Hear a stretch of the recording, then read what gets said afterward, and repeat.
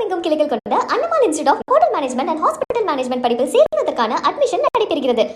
சிவகங்கை மாவட்டம் மானாமதுரையில் காவலர்களால் கொலை செய்யப்பட்டதாக கூறப்படும் ஆகாஷின் உடலை இன்னும் சற்று நேரத்தில் போலீசார் அடக்கம் செய்யப்பட்டுள்ளனர். இதுகுறித்த கூடுதல் விவரங்களை நமது செய்தியாளர் ஹரிகிருஷ்ணன் வழங்க கேட்கலாம். ஹரிகிருஷ்ணன், ஆகாஷ் டெலிசனின் உடலானது தகனம் செய்யப்பட்டிருக்கிறது. தற்பொழுது அங்கு இருக்கக்கூடிய சூழல் என்ன, விவரங்கள் என்ன, சொல்லுங்க. ஆகாஷின் உடல் சற்று நேரத்தில் தகனம் செய்யப்படுகிறது. தற்போது அவருடைய பெற்றோரான ராஜேஷ் கண்ணன் மற்றும் தாயார் ஆனந்தி மற்றும் அவருடைய சகோதரி ஆகியோர் வருகிறது என்று சட்டமேடை மின் மயானத்தில் வைக்கப்பட்ட ஆகாஷ் உடலுக்கு இறுதி மரியாதை செலுத்தி வருகின்ற காட்சிகளை பார்க்க முடிகின்றது. காவலர்களால் தாக்கி உயிரிழந்ததாக கூறப்பட்ட மானாமதுரை ஆகாஷ் டெலிசனின் உடல் 100 நாட்களுக்கு பிறகு தற்போது தகனம் செய்யப்படுகிறது. மார்ச் மாதத்தில் தொடக்கத்தில் ஒரு காவல் நிலைய விசாரணைக்கு வழக்கு ஒன்று விசாரணைக்காக அவர் ஆகாஷ் டெலிசன் என்கிற இளைஞர் காவல்துறையால் மானாமதுரை காவல்துறையால் அழைத்து செல்லப்பட்டார். அப்பொழுது அழைத்து செல்லப்பட்டதில் காவல் நிலையத்தில் வைத்து ஆகாஷ் டெலிசனை செய்யப்பட்டதாக கூறப்படுகிறது.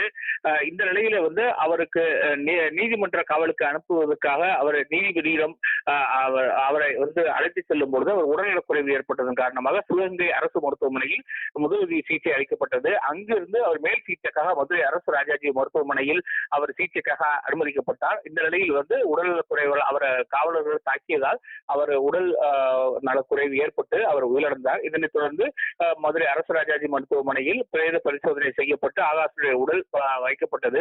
தொடர்ந்து அந்த வழக்கில் தொடர்புடைய காவலர்கள் பணியிடை நீக்கம் செய்யப்பட்டனர். இந்த நிலையில் அந்த வழக்கில் தொடர்புடைய 16 காவலர்களையும் கைது செய்யப்பட வேண்டும். பணியிடை நீக்கம் செய்தால் மட்டும் போதாது, அவர்கள் கைது செய்யப்பட வேண்டும் என்கிற கோரிக்கையை வலியுறுத்தி மானாமதுரை பகுதியிலே நீண்ட நாட்களாக அந்த தொடக்கத்திலிருந்து தற்போது வரைக்கும் ஆகாஷனுடைய பெற்றோர்கள் மற்றும் உறவினர்கள் தொடர்ந்து போராட்டம் நடத்தினார்கள். இது தொடர்பாக மதுரையிலும் பல்வேறு கட்ட போராட்டங்கள் நடைபெற்றது. தொடர்ச்சியாக பல்வேறு வழக்குகளும் நீதிமன்றத்தில் தாக்கல் செய்யப்பட்டது. இந்த நிலையில் அந்த வழக்குகளின் தொடர்ச்சியாக நேற்று சென்னை உயர்நீதிமன்ற மதுரை கிளையில் விசாரணைக்கு வந்த வழக்கில் நீதிபதிகள் இந்த ஆகாஷனுடைய உடலை மாவட்ட நிர்வாகம் காவல்துறை இணைந்து உரிய மரியாதையுடன் நல்லடக்கம் செய்ய வேண்டும் என்கிற ஒரு உத்தரவை பிறப்பித்தார்கள். இதனைத் தொடர்ந்துதான் இன்று காலை மதுரை அரசு ராஜாஜி மருத்துவமனை உடற்கூறாய்வு பகுதி அந்த பிரிவினரே ஏராளமான காவலர்கள் குவிக்கப்பட்டிருந்தனர். 3 உதவி ஆணையர்கள், 9 காவல் ஆய்வாளர்கள், 70க்கும் மேற்பட்ட காவலர்கள் என 100க்கும் மேற்பட்ட காவலர்கள் பாதுகாப்பு பணியில் ஈடுபட்டிருந்தார்கள். அப்பொழுது காவலர்களுக்கும் ஆகாஷ் டெலிசன் உறவினருக்கும் வாக்குவாதம் கூட ஏற்பட்டது. இந்த நிலையில் தான் அவர் முன்னெச்சரிக்கையாக அவர்களை காவல்துறையினர் கைது செய்தனர். இந்த நிலையில் ஆம்புலன்ஸ் வாயிலாக ஆகாஷ் டெலிசன் உடல் தத்தநேரி மின் மயானத்திற்கு கொண்டு வரப்பட்டு அங்கு இறுதி நிகழ்ச்சி சடங்குகள் செய்வதற்காகவும் அதனைத் தொடர்ந்து தற்போது அந்த எரியூட்டுவதற்காகவும் நடவடிக்கை எடுக்கப்பட்டு வந்தது. இந்த நிலையில கைது செய்யப்பட்ட பெற்றோர்கள் மட்டும் அவர்கள் இறுதிச் சடங்கில் பங்கேற்பதற்கு அனுமதி வழங்கப்பட்டது. அதன் தொடர்ச்சியாக காவல்துறையினர் அவருடைய பெற்றோர்கள் ராஜேஷ் கண்ணன், ஆனந்தி மற்றும் அவருடைய சகோதரியை மூவரையும் தற்போது அவர்கள் நேரடியாக தத்தநேரி மின் மயானத்திற்கு அழைத்து வந்தனர். தற்போது அவர்கள் இறுதி கண்ணீர் மல்க இறுதி மரியாதை செய்யக்கூடிய நிகழ்வுகள் நடைபெற்றதை தொடர்ந்து ஆகாஷ் டெலிசனுடைய உடல் எரியூட்டுவதற்காக கொண்டு செல்லப்பட்டிருக்கிறது. 100 நாட்களுக்கு மேலாக இந்த போராட்டம் நீடித்து வந்த நிலையில் நீதிமன்ற உத்தரவுப்படி ஆகாஷ் டெலிசனுடைய உடல் நல்லடக்கம் செய்யப்படுகிறது.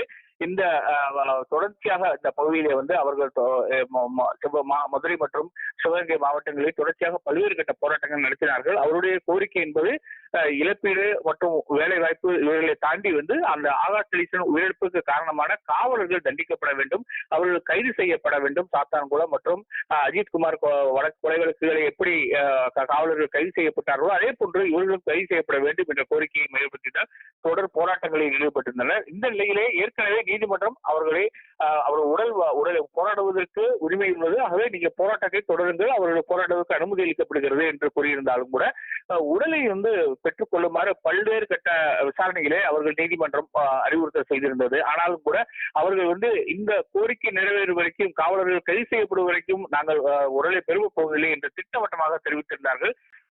கடந்திருந்த நிலையில்தான் தற்போது நீதிமன்றம் உத்தரவிட்டதை தொடர்ந்து ஆகாஷ் கணேசனுடைய உடல் மருத்துவமனையிலிருந்து பெறப்பட்டு தற்போது சட்டநெறி மின்மயானத்தில் நல்லடக்கம் செய்யப்படுகிறது.